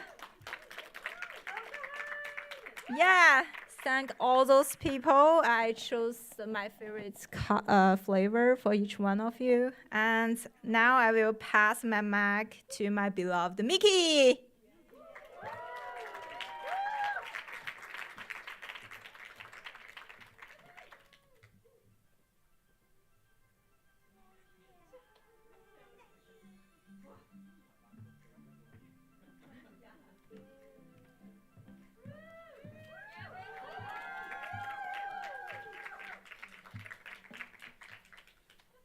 Hi. So from sustainable coffee shops to new types of classrooms. Hi, my name is Mickey. I use she and her pronouns. And I want to start with a story, if that's okay. I recently asked my young people, on a scale from 0 to 10, how often do you experience joy in your school? I braced for the answer, knowing that there were days where my students would skip school to come to the safer space of a community center to spend their day. Their response, a 1 or a 2. Not satisfied with this low ranking, I invited my young people to radically imagine joyful spaces of learning. I asked them to tell me what the most joyful day at school could look like. And they had some elaborate stories. They shared about the perfect outfit. They shared about their train being at the platform ready to transport them to school, and the perfect bacon, egg, and cheese sandwich. And then they would pause. Some of their responses: maybe school's closed that day, And the building was locked, so we decided to just go to the park instead. And joy ends at the doorway of school. How do we build something we've never seen or felt before? This is where joy.edu comes in. Joy.edu is a disruption in the education system. It is a call to action, a call to healing, a call to joyful practices in our classrooms. And it's for Egypt, for Ray, for Brian, for Shari, for Louisa, for Jalen, and for every single young person and student in New York City. I want to amplify the voices of one of my students and co-designers, Luna, when she says, I feel like teachers and principals should trust us. We know what we need because every single day we think about it and hear from our friends. There are things that they don't see and that they should care about. Young people are the most important levers of social change that exist. And in New York City, the largest school district in the United States, with almost 1.1 million students, schools are ripe for change and system redesign. It's time to see young people as central decision makers towards the new future of schools. The current school ecosystem has schools at the center, with big players like the mayor, the chancellor, and teacher and police unions making central decisions that impact students' lives and embodied experiences in schools. But what if the system shifted? What if the system shifted to center student voices, experience, and expertise? This is the central question my thesis asks and explores. For myself, a public school alum, anyone else in the house? Okay. An educator for the last decade and a designer, all of my work has led me to this point. My own journey, y'all see little Mickey over there? My own journey as a youth activist started at the age of 13, when New York City cut all arts programming from our schools and replaced them with a school safety force that now, almost 20 years later, is the 5th largest police department in the world. My experience brought me to organizing for abolition and immigrant justice as a young person, to becoming a youth worker in 2009, and leading programming that sought to see young people's brilliance. My outside system work has led me to work intentionally inside of the system with my partner, Imagine Schools, and most recently teaching in a public school. In stepping into my role as a designer at DSI and SVA, I would be in an art classroom for the first time since 6th grade. But this time, working alongside my students to imagine new models for schools. And y'all, there's a lot that we are up against. But when young people are seen as the leaders that they are, we can win. And so I want to take a moment to invite you all to fill the space with joyful cheering for a few of the wins that we've seen young people fight for and win. The first, and I want to hear y'all cheering. In 1964, the largest student boycott in history filled the streets with 500,000 students. These students were fighting against school segregation, and their work led up to the Supreme Court decision in Brown v. versus Board of Education. In 1969, the Black Panthers breakfast program launched. This program has been widely adopted and still exists because of their commitment to nourish young people.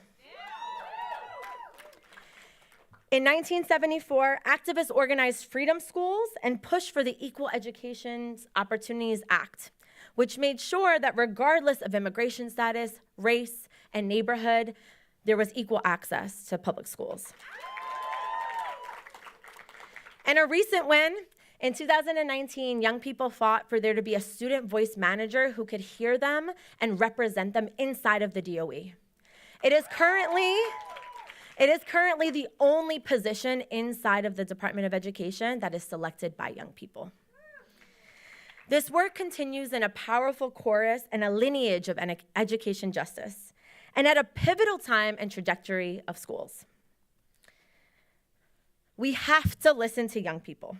As part of my work, I mapped the current youth-led demands in New York City, with organizations like Teens Take Charge, the Urban Youth Collaborative, and Integrate NYC at the forefront. What I learned is that the pathway to joy must be cleared.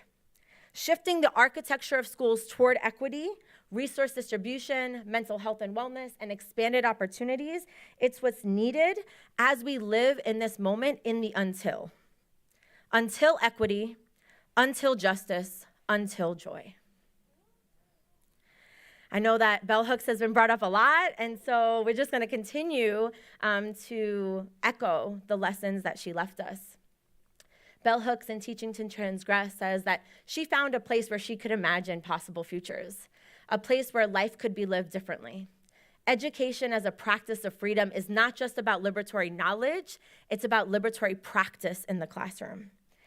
And in order for us to get there, we must move and be committed to move from policing to power building, from seeing young people as passive recipients to creators of new pedagogies, and from control to care. So what are we building towards? Mariam Kaba suggests that changing everything may feel daunting, but it is in the infinite opportunities of experimentation that our imaginations stretch and we are able to create what does not yet exist. Throughout the last year, I've conducted 11 experiments in education justice, engaging 218 young people, 42 educators and administrators, 22, imagine that's my phone, 22 distinct school visits, 17 community organizations, and worked with 3 community partners. I want to share all of these with you, but y'all can read my process book for that. But I'm gonna share 2 right now. So the first is that I conducted 8 designing for school transformation workshops where I actually shared the language of design and democratized it so that my students could be invited into the co-creation process fully. They made prototypes that would transform their school experiences right now. The prototype parties yielded creations like a robot that could check in on student wellness, to an app that would allow young people to organize across their schools, to a workshop for adult allies led by young people about how they can be most supported in their schools. Aren't they brilliant? Next, I felt like I needed to increase my own proximity to students, especially since most of my facilitation for the last 3 years has been online. And so with my school partner and with Sadie Nash Leadership Project, I led a class at the Urban Assembly for Media Studies within the MLK campus. My class has been a site of experimentation and of exploration about what we can create in schools. We played with room layout, explored and dreamt of community care, and talked about what we need to feel most liberated in our bodies. The central question that I'm left with from this work is how can educators like me, and maybe some of y'all, prioritize student joy as central to transforming schools? The challenges are real, and we must be willing to transform how we've always done things to a model that includes young people fully and from the start. We need more generativity, more generosity, and more commitment to listen to young people. This is echoed by one of my femtors, who I call Mama Fela Barclift, who is the founder of Little Sun People. She says, joy and love are the missing ingredients. When you love the children, you treat them differently. So now I invite you in to Joy.edu, a digital platform redesigning what classrooms and educational spaces across New York City could look like.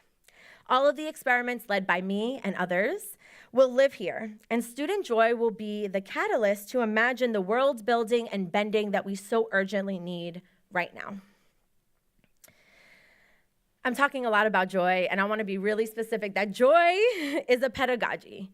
We see joyful practices by shifting and sharing power with young people. Joy is a policy strategy. We amplify the real and tangible demands that young people are looking for in their schools right now. Joy is a design principle. We use design as a tool to sustain, heal, and empower our communities. And lastly, joy is a ritual. We embody joy as a student right.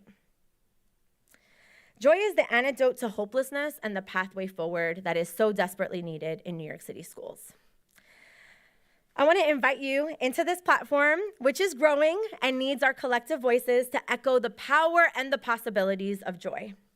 Featured on the digital platform, you can post your own experiments in joy, lesson plans, articles, youth demands, and resources like a liberation library and a playlist for your own prototype party, and more that I'm sure I can't even imagine right now.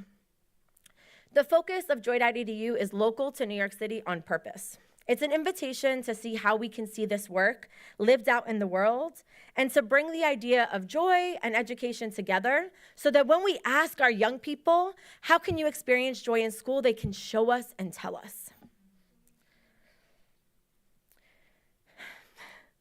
This work remains an altar, an honoring of Ella Baker and the freedom fighters of SNCC, the powerful youth taking to the streets and halls of power today, and for Monique, for Shelly-Ann, and for Maya, who guide us as ancestors. In the beginning of my thesis journey, I set out to build a feminist school. And what I realized was that there are 1,857 schools in New York City that need and deserve transformation right now. I'm committed to following young people's leadership and their joy as we transform and build them together. And I hope that y'all will join us.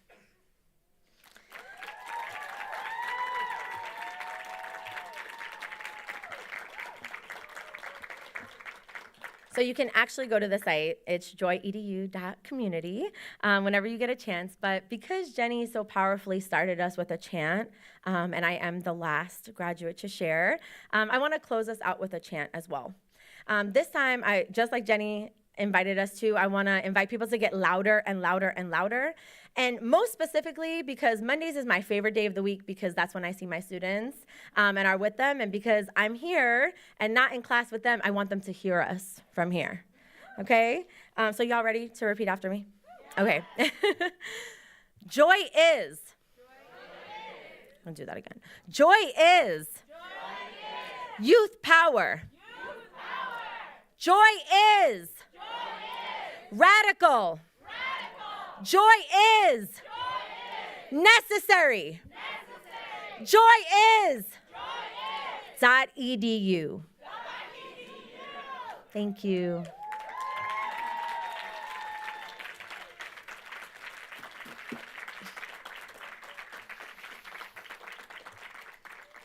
All right, y'all she's still standing up there. So thank y'all so much. It's actually my honor to take on the next part of this. So the class of 2020 would not be as creative as we were as a pandemic class if it wasn't for the blueprints and the roadmaps that were left to us from the class of 2020. And so we're gonna pass it over to Mia to share some words to y'all, but we just want you to know that we're so thankful for you, for guiding us in this path, for creating the seeds of these gardens that are now blooming, and we can't wait to celebrate with you.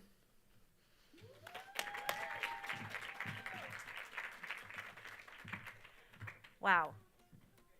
So good. There's a lot of papers up here too. Sorry. Wonderful. Where is the class of 2020? I see a few of you. Wow. Amazing. Give me just a second.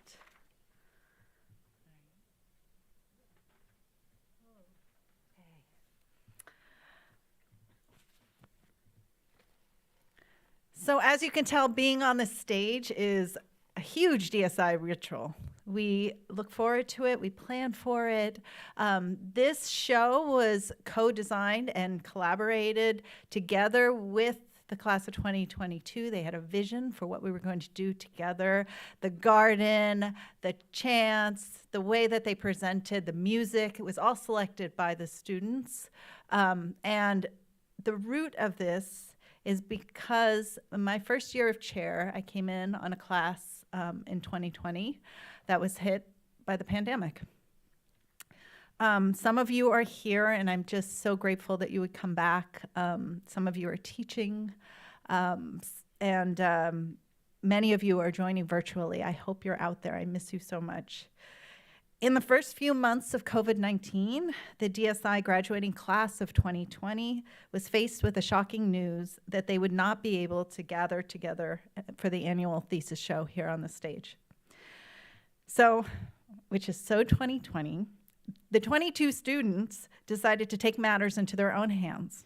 We said, we'll do a virtual show, we'll do, record your presentations. And they said, no, we're not doing that. They wanted to design a thesis show that reflected them. And this group is powerful, as you can see from most of the DSI students, so strong. I learned an incredible amount from the class of 2020. I'm grateful that you were there when I came in as chair in the middle of a pandemic. And you designed your own thesis show, innovating, being iterative with a virtual experience. So they designed 4 interactive experiences, conversations on Zoom facilitated by experts, engaging around key themes that were important for social innovation. They came up with all of the content. They decided how they were going to conduct the panels. They wrote their own scripts. We found the experts to moderate. So that was all from them. And it's become this tradition and this ritual within DSI where I say, we will make it for you. We will be your hands, but it needs to come from you because you are the source of your own experience and your own education. So as a gift from DSI and all the Mighty Seven here, wanted to give a gift to you. So we'd like to celebrate you, class of 2020, on this stage today. We will start with a video to remind you of where you were, and then we'll all come up together.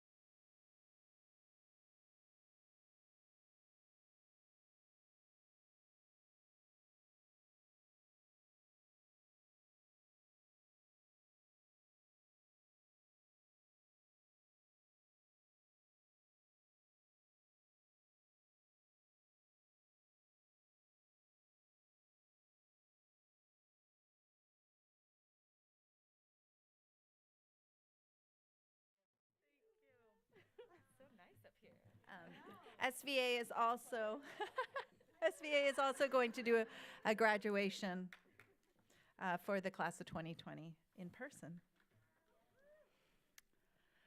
So thank you.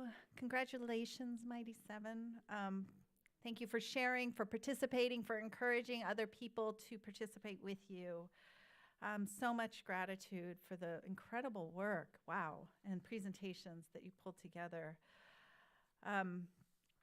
I hope that this is always a bittersweet time. And as Mari said, you know, you get a little weepy up here.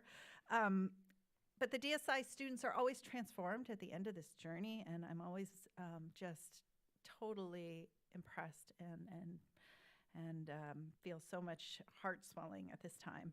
And I hope that you all are inspired by their work and will continue to build on what they've shared with you today. They are contributing to the field, to design, to the future. Mighty Seven, you are bright and bold, you always were, and you've had a profound impact on me. As a part of wrapping up, I don't like to say goodbye.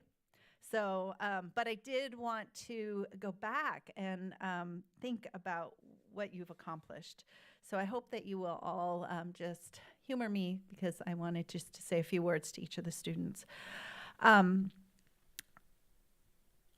As a part of the application process for DSI, each of you wrote a statement of intent where you envisioned yourself on your graduate journey.